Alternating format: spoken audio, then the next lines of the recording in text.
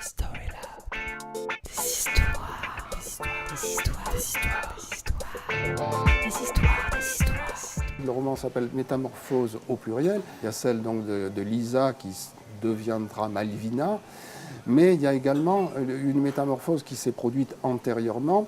C'est celle de la dame qui va l'accueillir et qui en fait, elle est une ancienne danseuse du Moulin Rouge qui par un concours de circonstances est devenue présidente d'une grande société de pharmacie.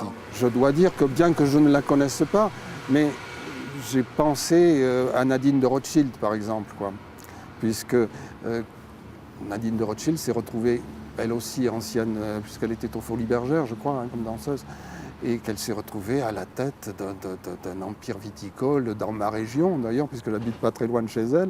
Dans le cas de Métamorphose, je ne dis pas que j'aurais pas aimé un jour ou l'autre être une espèce d'aventurier comme ça qui prendrait qui usurperait l'identité d'un autre. Pourquoi pas?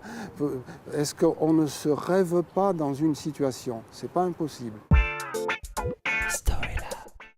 Entre guillemets, vous reveniez de loin, Ouais. parce que le début de votre carrière ne se passe pas dans les lettres, mais plutôt dans les billets. Dans les billets, oui. Est-ce que vous pouvez nous parler de la transition Oui, justement entre les billets et les lettres? Oui, c'est les chiffres et les lettres, en fait. Exactement. Voilà. Oui, ben c'est tout bête, en fait. Je suis entré dans le métier bancaire tout bêtement parce que dès le plus jeune âge, je me suis retrouvé orphelin de père.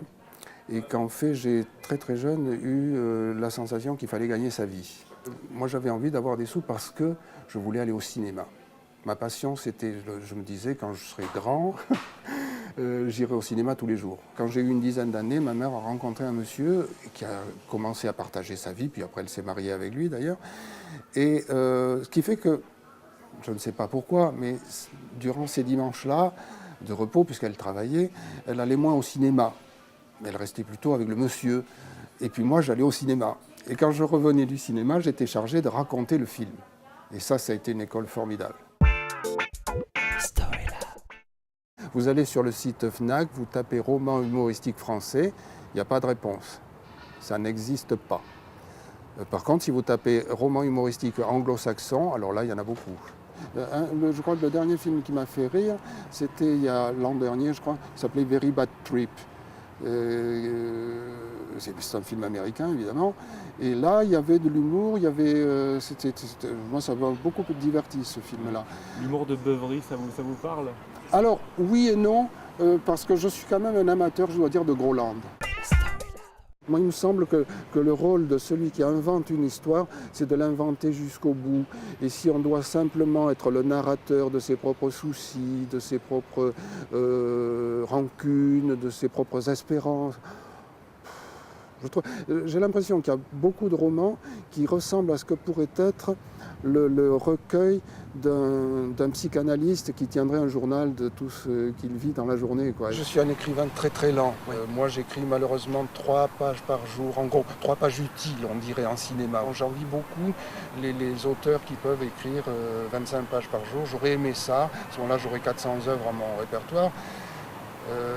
Je n'y arrive pas et bon, vous savez, Flaubert a mis 4 ans et demi pour écrire Madame Bovary, alors je me dis qu'après tout...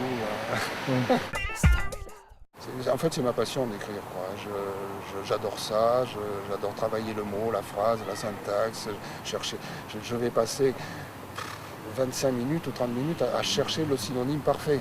Parce que je déteste les répétitions. Là, je crois que ça doit être le cas de beaucoup d'auteurs, de confier leur texte en première lecture à la personne qui partage leur vie. Ça me paraît logique. Elle n'hésite pas à me dire ce qu'elle pense vraiment. Je vous disais que je détestais les répétitions et elle les repère très facilement. Avec l'intimité du clavier, de l'iPhone, on est plus proche du lecteur, en fait. Et donc j'ai envie effectivement de le prendre à partie, et puis de lui poser des questions, et puis peut-être que ça l'invitera à penser au sujet évoqué, d'autant plus que c'est un texte léger, humoristique, justement. Quand on me demande qu'est-ce que vous faites comme métier, je dis j'écris des textes pour la télé, pour la radio. Je n'ai jamais dit à quelqu'un je suis écrivain.